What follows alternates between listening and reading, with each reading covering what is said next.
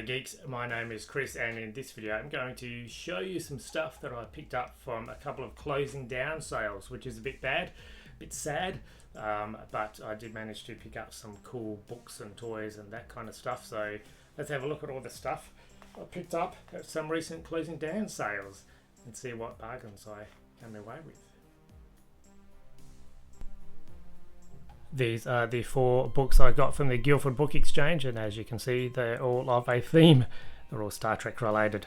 I've thrown the Star Trek communicator tricorder in the back there because it's on brand.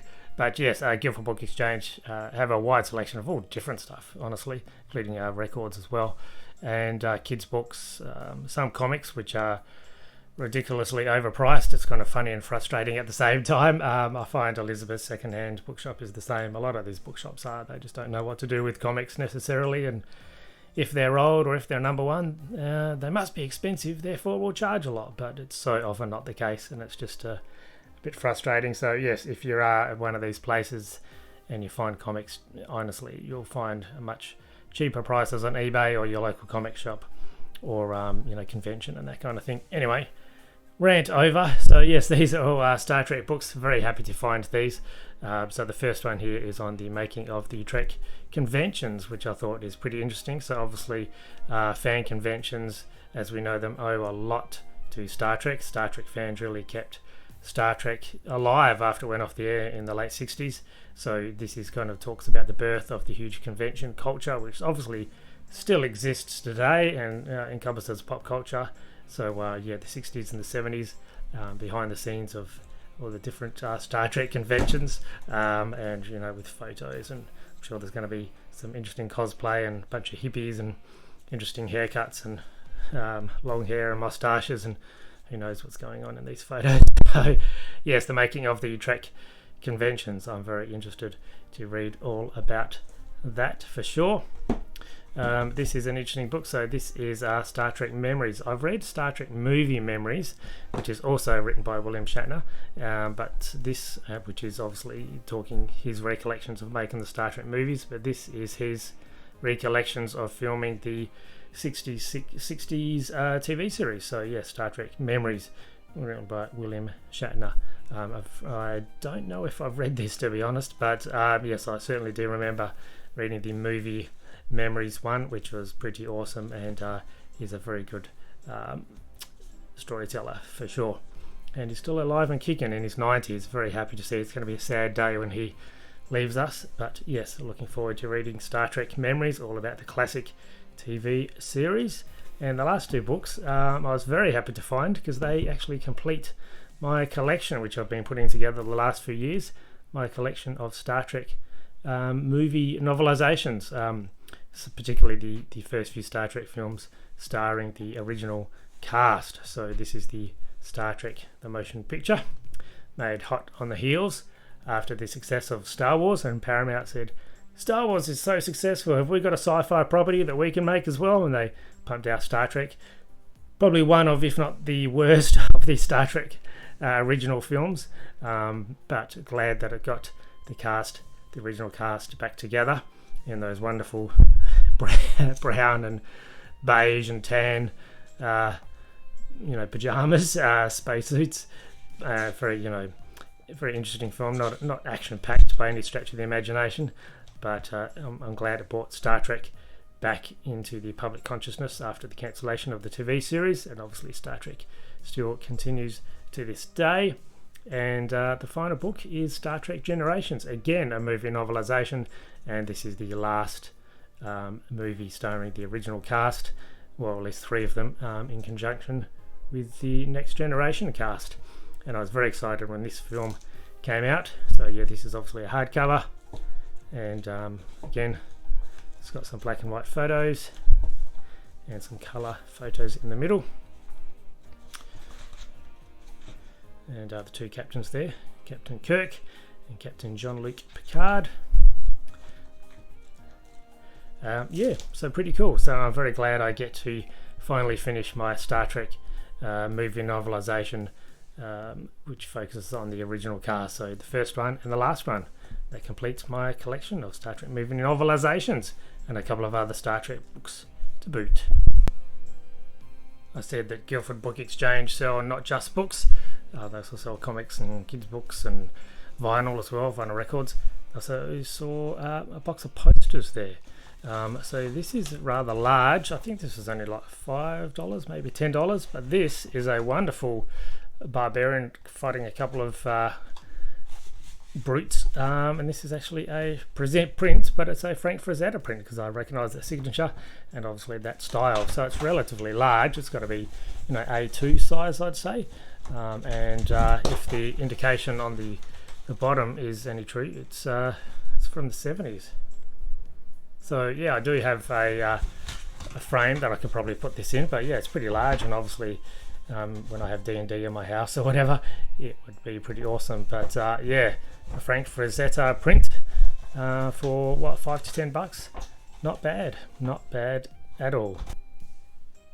I said that comics are generally expensive at Elizabeth's, and they are. I mean, they used to be like $2-3, and then sometimes go up to $6 or $10 for a first issue, which is just not the market rate.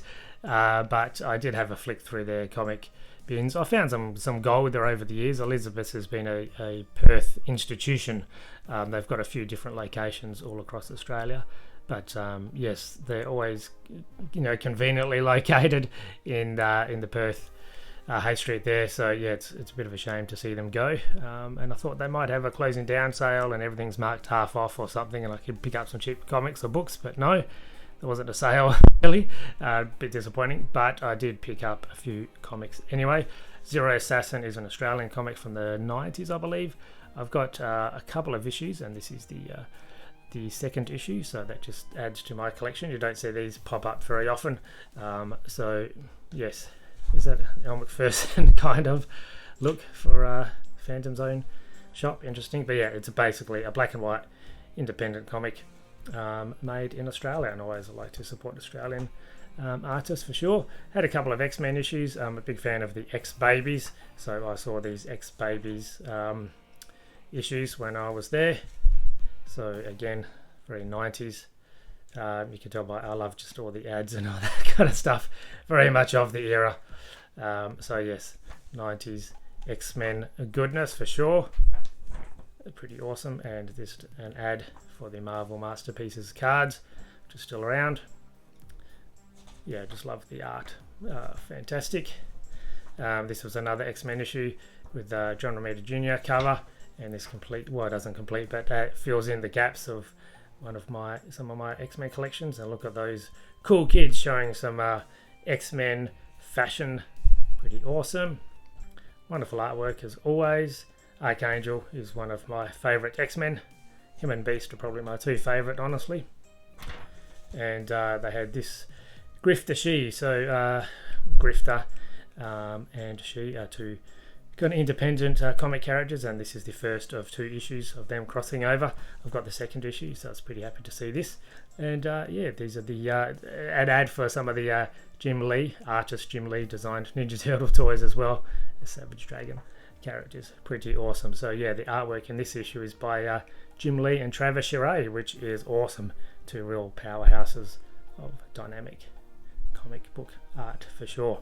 So yeah, these two kind of martial arts tough characters crossing over. So yeah, not a big stack of comics, but very happy to get these in my collection. Quite a diverse range of X-Men and whatever, and independent Aussie stuff.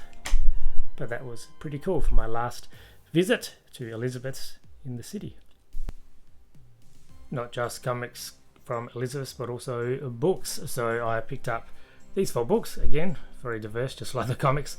John Ronson, I've been kind of following his works for a while now, so he's probably most known for The Men Who Stare at Goats, which became a movie starring Ewan McGregor, I believe, and The Psychopath Test, and this is So You've Been Publicly Shamed. And I remember reading an interview with him in a newspaper years ago when it first came out.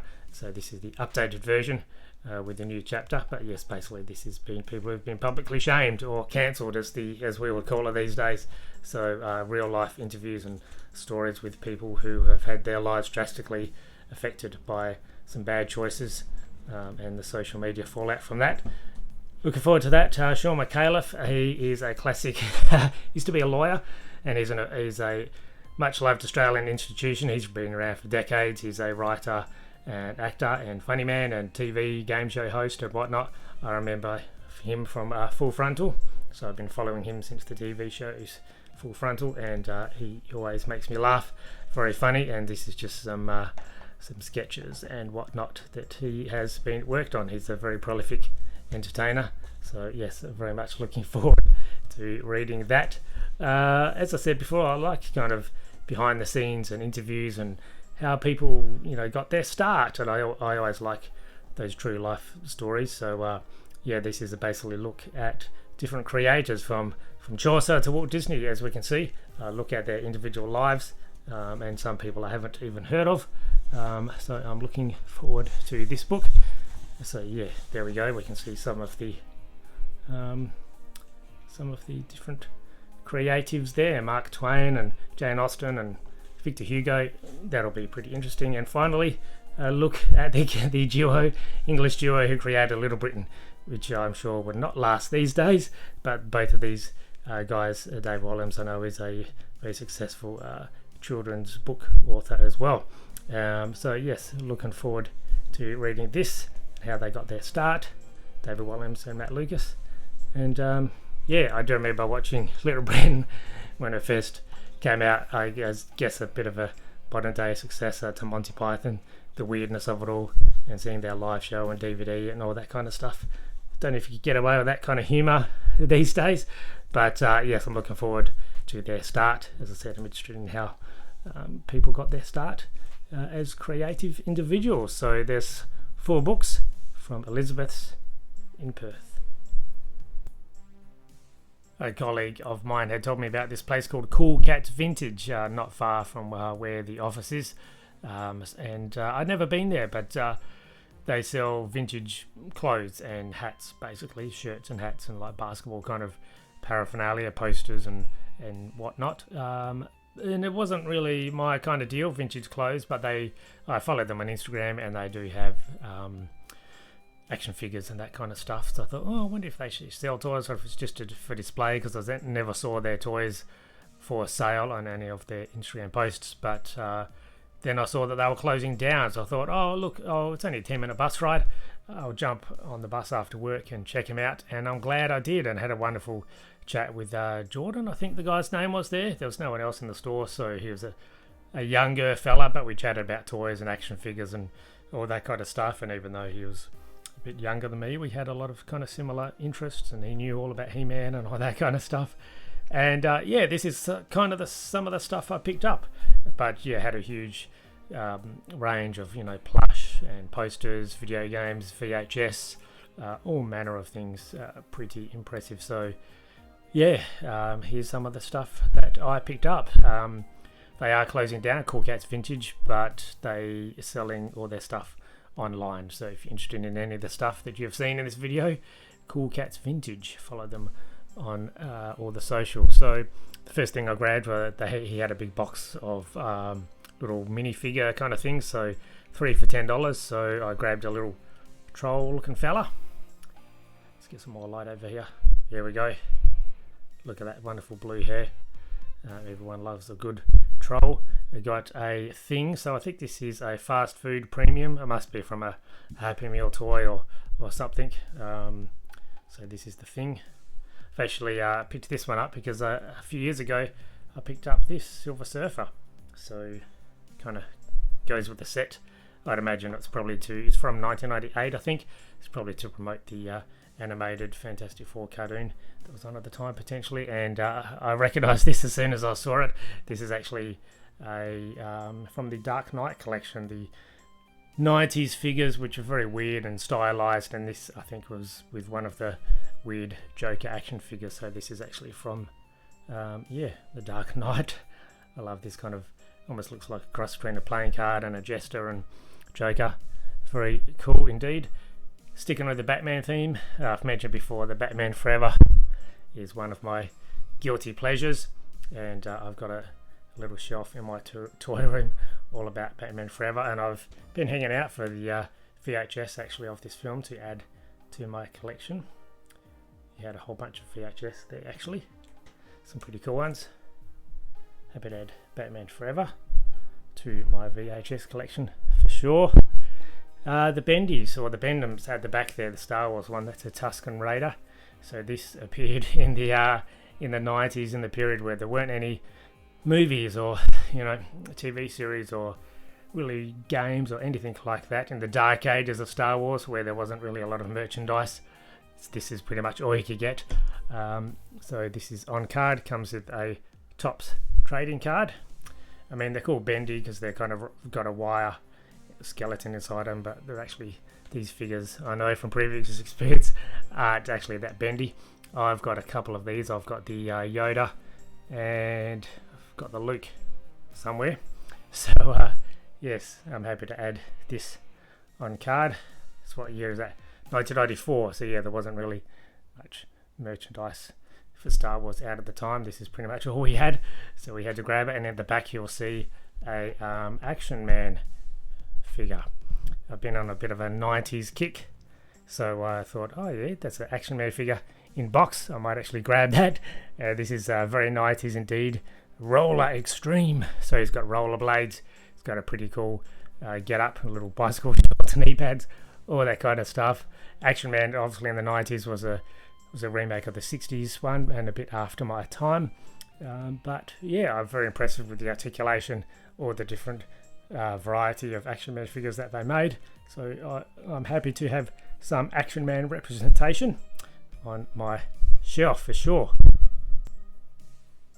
Pretty cool assortment of stuff. So a couple of closing down sales, which is a bit unfortunate, but both of those companies still exist online or at other locations, such as the case of Elizabeth Secondhand Bookstore, moving all the stock from Perth to their Freo store. So yes, the comics and the books are from Elizabeth Secondhand Bookstore, which no longer exist in Perth, unfortunately.